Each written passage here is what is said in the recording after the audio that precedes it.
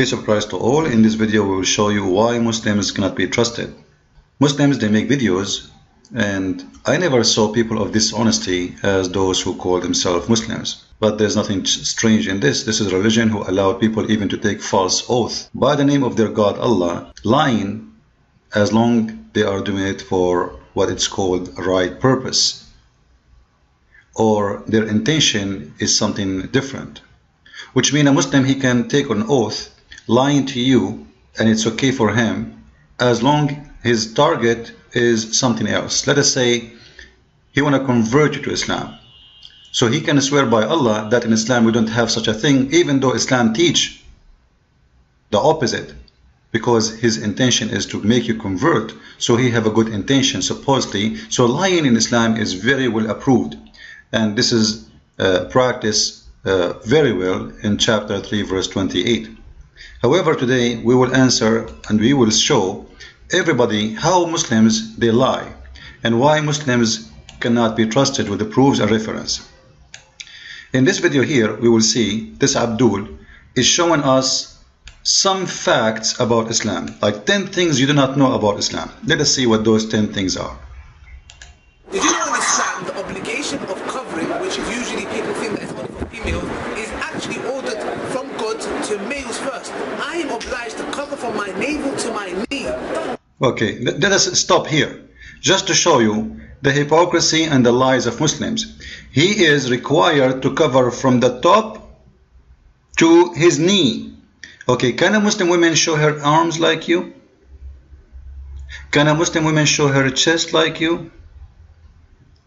Can a Muslim woman show her face like you?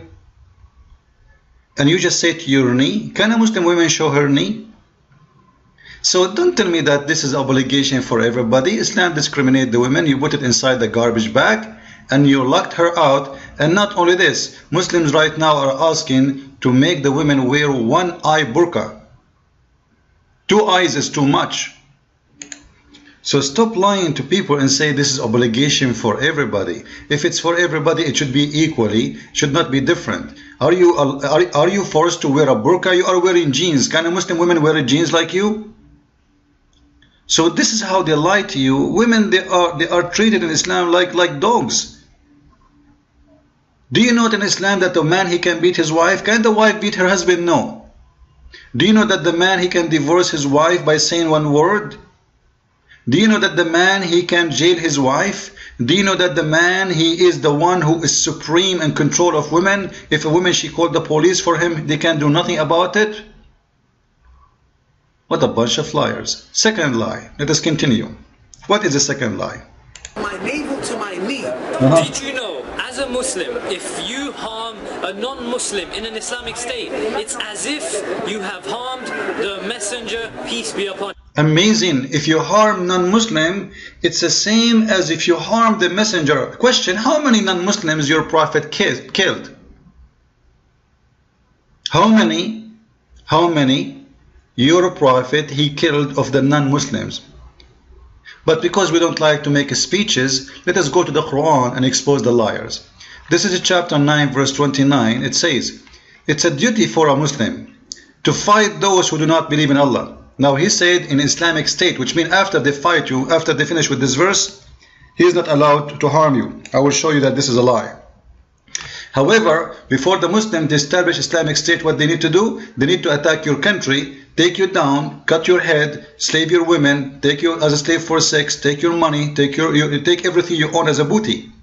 And then whatever left over of you, if you agree to pay jizya, you don't want to convert to Islam from the people of the book, and if they accept that too, because after they go in war with you, the jizya is not a chance. The jizya is a chance before they go for war. So if you refuse to pay jizya, then they go for war, and then all your women will be slaves. And look what the Quran says. This is all the translation you like to see. You know, choose the one you like. However, in Arabic it says that those who they are from the people of the book, you have to fight them until they pay the jizya, and yadin wa hum saghirun, until you beat them, you conquer them, and you treat them by making them, forcing them to pay jizya with willing and submission and feel themselves subdued. What does that mean? It means you have no respect in the Islamic State. You are nothing. You are a piece of garbage. So look, they take your land. This is your land. They attack your land. They take your land. They take your home. They take your country. And then after that, you are not even a citizen in that country, no more. You are no one. You have to pay jizya for the rest of your life. Muslim, they will lie to you, say jizya is just a tax. People will not pay tax with humiliation and being subdued and being called names. Now let us see what the Prophet of Islam, he said about paying jizya. If you go to the book of Ibn Kathir, which is one of the highest scholars ever in Islam, very well respected by all those Abduls we see in the video. Paying jizya is a sign of kufr and disgrace. It's what? It's a sign of kufr and disgrace, which means you are an infidel and you are disrespected. It's not because you are respected. This is not tax. Then he said, and this is because you did not choose to accept Islam. Then he said, in Islamic State, no one is allowed to harm non-Muslims. Is that true? Look what Muhammad he said about that.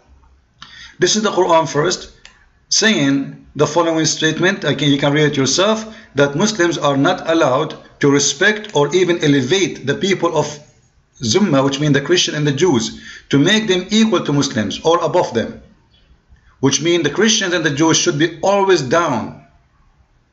They are not equal to the Islamic society. They are the lowest, and they should not be treated with respect. Always should be disgraced, always should be humiliated, we should be putting down. And then look what Muhammad he said, the Abdul in the video, he said that a Muslim is not allowed to harm non-Muslim in Islamic State. Is that true? This is the Prophet of Islam himself. Read with me. The Prophet said, so this is not me saying, alright?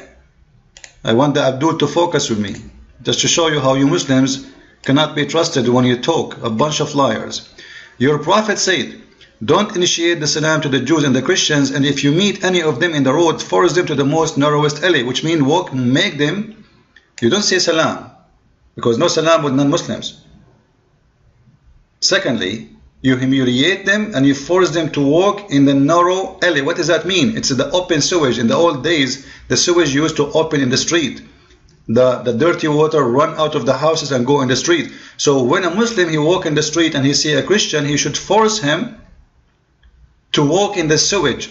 But the Abdul, he just told us, if you are a non-Muslim, you should not be, and if you harm non-Muslim in Islamic State, as if you harm the Prophet. When is a Prophet saying the opposite? When it is his Prophet who said, if you see a Christian in the street, spit in his face, humiliate him, and not only this, make him jump or push him in the sewage line. Like, can you see more disgusting false teachers as Muslims? This is why I say don't ever trust Muslims. Let us go for the second lie, number 3. Islam, that knowledge is something which is valued and sacred. The first verses that were revealed was Iqra, which means read. And the first institute, university that was established was by a female Muslim woman. You know, the funny thing about Muslims, they say that the first verse in the Quran says read, and the first university established by Muslims. This is absolutely a false, because you know, all of us, we know the biggest education center known long before Islam exists. It's called Alexandria. When the Muslims occupied Alexandria, they destroyed tons of thousands of books. So what the Muslims are talking about? Look at ISIS, what they are doing. What university you are talking about? The Greek exists before you and the Aramaic exists before you. However, you just said that the first verse in the Quran says read. But yet your Prophet, according to Muslims, he never learned how to read. Which means your Prophet even don't care for education, because at least he should educate himself and learn how to read, how to write. As long the order of Allah for him is to read, how come your Prophet do not want to learn how to read? How long is going to take Muhammad to learn how to read? 6 months? He spent 63 years of his life doing what? Having sex with women, busy with Aisha, playing with her doll, molesting her between her legs. But he don't have a few weeks to learn how to write, how to read. So when a Muslim speak about education, let us see what education they are talking about. All the Muslims, the scientists they speak about, none of them actually is a Muslim. Most of those scientists, the Muslim they are proud about, they are killed or tortured by Muslims, and they, in their time, they were treated like criminals. As an example, Ibn Khaldun, he said the Arab, they were the savage people. The Arab Muslims, they were the savage people. When they attacked Spain, they used to conquer and destroy libraries and palaces and burn the books for cooking. Do what? Use the books, the most valuable scientific books, for cooking. This is what the Arab Muslim savage did. And the one who said savage is not me, it's Ibn Khaldun, which is an Islamic. Muslims are so proud about him. And Ibn Khaldun was treated like a garbage. He kept running for his life from place to place, because Muslims always, when someone is smart, they are proud about him when he long after, but in the time of the Muslims, he is a piece of garbage.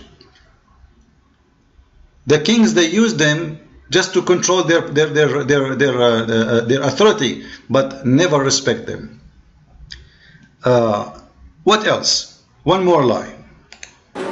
Did you guys know that in Islam you're not allowed to harm an innocent person? If you harm an innocent person, it's like you've harmed and killed the whole of humanity. Really? Is that true? Let us see what this is true or not. Do you know in Islam, if you harm an innocent person, as if you are harming all innocent people? I will let someone else answer about this in a better way. Leader Omar Bakri said quite simply, I condemn the killing of innocent people on the 20th of July. Yeah, Why don't you say what he said? No, at the end of the day, innocent people, when we say innocent people, we mean Muslims. As far as non-Muslims are concerned, they have not accepted Islam. As far as we're concerned, that is a crime against God. I want to be clear about. So did you hear how they lie? They say if you harm an innocent person in Islam, as if you harm all mankind, but they will not tell you that innocent person in Islam is only Muslims. So harming non-Muslims is absolutely a duty for every Muslim. What you're saying, this is very important. You're saying only Muslims can count as innocent people. As far as Muslims are concerned, you're innocent if you are a Muslim, then you're innocent in the eyes of God. If you are non-Muslim, then you're guilty of not believing in God. Yes, there were many victims. You're guilty. Are you seriously suggesting that everybody on those tube trains... Anyway, so do you see how they lie? Don't ever trust a Muslim word. Don't ever listen to Muslims and learn from them Islam. Muslims are the worst people to present the truth to you. They are a bunch of liars, because Islam is religion of Satan, religion of the devil. The Quran says if a man harm an innocent man as if he killed all mankind, we go and see what this verse is speaking about. It's if you kill an innocent man who is a Muslim. So killing a non-Muslim is not a harm, it's not a crime. Actually, Muhammad, he said, if a man kill no Muslim, no blood of a Muslim will be shed for killing a blood of non-Muslim. So you see how they lie to you? They manipulate the word, they make them look different. They give you a verse from the Quran saying if you harm a person who is innocent, Quran says it's as if you harm all mankind, but they will not tell you that if you harm a Muslim, because Islam is a religion of discrimination. In the law of Islam, there is no equality.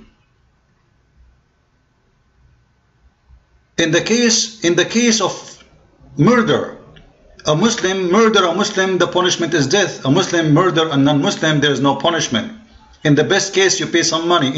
In Iran right now, if a Muslim kill a Christian, the Christian family, they will get the price of a cow. But if an Iranian Muslim, he killed a Muslim, that Iranian will be executed. So don't ever trust them. They are a bunch of liars like their prophet. And nothing new. Garbage in, garbage out. However, if you guys like to learn more about Islam, feel free and read my books. This is my last one. It's called Quran and Science in Depth. Simply it's speaking specifically about the lies of Muslims regarding what it's called science and miracles, because all the miracles they have in the Quran is nothing but a bunch of lies. And then there's a volume number 1 of Deception of Allah. If you'd like to read it, it's a very, very good book to read. So both they complete each other actually, and you can read the review of both books.